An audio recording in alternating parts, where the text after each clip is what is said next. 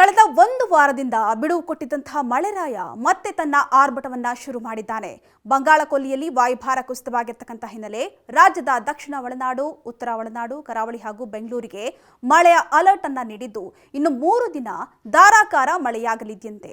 ಅದರಲ್ಲಿ ಉತ್ತರ ಒಳನಾಡಿನ ಜಿಲ್ಲೆಗಳಾದಂತಹ ಬೆಳಗಾವಿ, ಧಾರವಾಡ, ಹಾವೇರಿ, ಬಾಗಲಕೋಟೆ, ಕೊಪ್ಪಳ, ಬೀದರ್, ಕಲಬುರಗಿ, ವಿಜಯಪುರ, ರಾಯಚೂರು, ಯಾದಗಿರಿ ಮತ್ತು ಗದಗ ಜಿಲ್ಲೆಗಳಲ್ಲಿ ಮಳೆಯ ಅಲರ್ಟ್ ಅನ್ನ ನೀಡಲಾಗಿದ್ದು ಹಗುರದಿಂದ ಸಾಧಾರಣ ಮಳೆಯಾಗುವಂತಹ ಸಾಧ್ಯತೆ ಇದ್ದು ಗಾಳಿಯ ಪ್ರಮಾಣ 40 ರಿಂದ 50 ಕಿಲೋಮೀಟರ್ ವೇಗದಲ್ಲಿ ಇರಲಿದೆಯಂತೆ.